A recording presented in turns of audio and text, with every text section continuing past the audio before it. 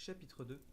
Le pour et le contre. À l'époque où ces événements se produisirent, je revenais d'une exploration scientifique entreprise dans les mauvaises terres du Nebraska aux États-Unis. En ma qualité de professeur suppléant au Muséum d'histoire naturelle de Paris, le gouvernement français m'avait joint à cette expédition. Après 6 mois passés dans le Nebraska, chargé de précieuses collections, j'arrivais à New York vers fin de mars. Mon départ pour la France était fixé au premier jour de mai. Je m'occupais donc, en attendant, de classer mes richesses minéralogiques, botaniques et zoologiques, quand arriva l'incident du Scotia. J'étais parfaitement au courant de la question à l'ordre du jour, et comment ne l'aurais-je pas été? J'ai lu et relu tous les journaux américains et européens sans plus être avancé. Ce mystère m'intriguait. Dans l'impossibilité de me former une opinion, je flottais d'un extrême à l'autre. Qu'il y eût quelque chose, cela ne pouvait être douteux, et les incrédules étaient invités à mettre le doigt sur la plaie du Scotia. À mon arrivée à New York, la question brûlait. L'hypothèse de l'îlot flottant, de l'écueil insaisissable, soutenu par quelques esprits peu compétents, était absolument abandonnée. Et, en effet, à moins que cet écueil n'eût une machine dans le ventre, comment pouvait-il se déplacer avec une rapidité si prodigieuse? De même fut repoussée l'existence d'une coque flottante, d'une énorme épave, et toujours à cause de la rapidité du déplacement. Restaient donc deux solutions possibles de la question, qui créaient deux clans très distincts de partisans. D'un côté, ceux qui tenaient pour un monstre d'une force colossale, de l'autre, ceux qui tenaient pour un bateau sous-marin d'une extrême puissance motrice. Or, cette dernière hypothèse, admissible après tout, ne put résister aux enquêtes qui furent poursuivies dans les deux mondes. Qu'un simple particulier eût à sa disposition un tel engin mécanique, c'était peu probable. Où et quand l'eût-il fait construire, et comment aurait-il tenu cette construction secrète? Seul un gouvernement pouvait posséder une pareille machine destructive. Et, en ces temps désastreux où l'homme s'ingénie à multiplier la puissance des armes de guerre, il était possible qu'un État essayât, à l'insu des autres, ce formidable bel engin. Après les chasse-peaux, les torpilles, après les torpilles, les béliers sous-marins, puis la réaction, du moins, je l'espère. Mais l'hypothèse d'une machine de guerre tomba encore devant la déclaration des gouvernements. Comme il s'agissait là d'un intérêt public, puisque les communications transocéaniques en souffraient, la franchise des gouvernements ne pouvait être mise en doute. D'ailleurs, comment admettre que la construction de ce bateau sous-marin eût échappé aux yeux du public? Garder le secret dans ces circonstances est très difficile pour un particulier, et certainement impossible pour un État dont tous les actes sont obstinément surveillés par les puissances rivales. Donc, après enquête faite en Angleterre, en France, en Russie, en Prusse, en Espagne, en Italie, en Amérique, voire même en Turquie, l'hypothèse d'un monitor sous-marin fut définitivement rejetée. Le monstre revint donc à flot, en dépit des incessantes plaisanteries dont le lardait la petite presse, et dans cette voie, les imaginations se laissèrent bientôt aller aux plus absurdes rêveries fantastiques. À mon arrivée à New York, plusieurs personnes m'avaient fait l'honneur de me consulter sur le phénomène en question. J'avais publié en France un ouvrage in quattro en 2 volumes intitulé Les mystères des grands fonds sous-marins. Ce livre, particulièrement goûté du monde savant, faisait de moi un spécialiste dans cette partie assez obscure de l'histoire naturelle. Mon avis me fut demandé. Tant que je pus nier la réalité du fait, je me renfermai dans une absolue négation. Mais bientôt, collé au mur, je dus m'expliquer catégoriquement. Et même, l'honorable Pierre Anorax, professeur au Muséum de Paris, fut mis en demeure par le New York Herald de formuler une opinion quelconque. Je m'exécutais, je parlais, faute de pouvoir me taire.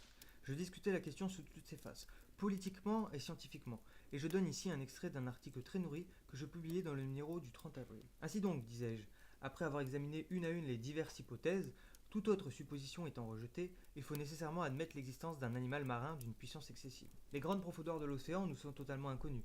La sonde n'a su les atteindre. Que se passe-t-il dans les abîmes reculés? Quels êtres habitent et peuvent habiter à 12 ou 15 milles au-dessous de la surface des eaux? Quel est l'organisme de ces animaux?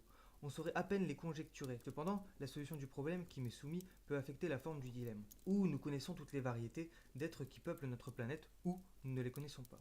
Si nous ne les connaissons pas toutes, si la nature a encore des secrets pour nous, rien de plus acceptable que d'admettre l'existence des poissons ou de cétacés, d'espèces ou même de genres nouveaux, d'une organisation essentiellement fondrière qui habite les couches inaccessibles de la sonde et qu'un événement quelconque, une fantaisie, un caprice si l'on veut, ramène à de longs intervalles vers le niveau supérieur de l'océan. Si au contraire, nous connaissons toutes les espèces vivantes, il faut nécessairement chercher l'animal en question parmi les êtres marins déjà catalogués.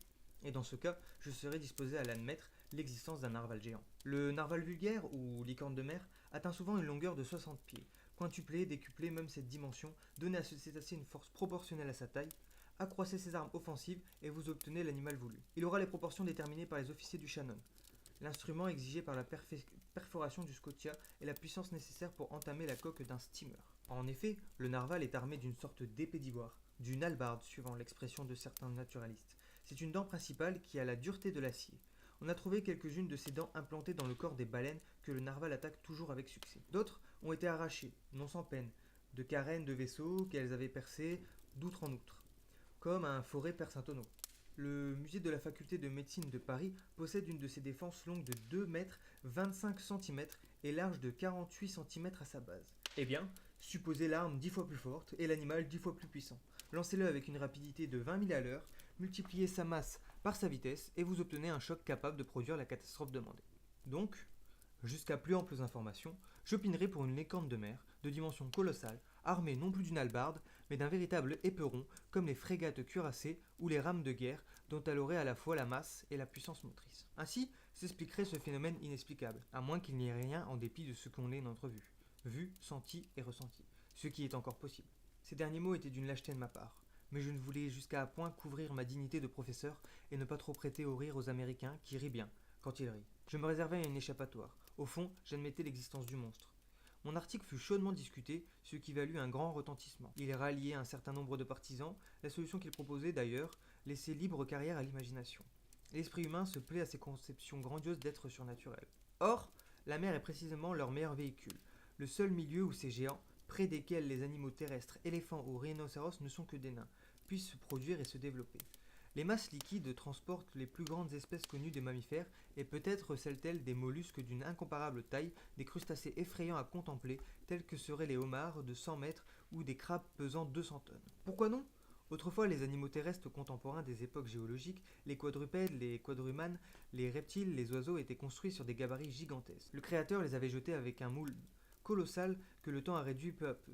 Pourquoi la mer, dans ses profondeurs ignorées, n'aurait-elle pas gardé ces vastes échantillons de la vie d'un autre âge? Elle, qui ne se modifie jamais, alors que le noyau terrestre change presque incessamment. Pourquoi ne cacherait-elle pas dans son sein les dernières variétés des espèces titanesques dont les années sont les siècles et les siècles des millénaires? Mais je me laisse entraîner à des rêveries qui ne m'appartiennent plus d'entretenir. Trêve à ces chimères que le temps a changé pour moi en réalité terrible. Je le répète, l'opinion se fit alors sur la nature du phénomène, et le public admit sans conteste l'existence d'un être prodigieux qui n'avait rien de commun avec les fabuleux serpents de mer. Mais si l'un ne virent là qu'un problème purement scientifique à résoudre, les autres, plus positifs, surtout en Amérique et en Angleterre, furent d'avis de purger l'océan de ce redoutable monstre, afin de rassurer les communications transocéaniques. Les journaux industriels et commerciaux traitèrent la question principalement à ce point de vue. La Shipping and Mercantile Gazelle, le Lloyd, le Paquebot, la Revue maritime et coloniale, toutes les feuilles dévouées aux compagnies d'assurance qui menacent d'élever le taux de leurs primes furent unanimes sur ce point. L'opinion publique s'étant prononcée, les États de l'Union se déclarèrent les premiers. On fit à New York les préparatifs d'une expédition destinée à poursuivre le narval.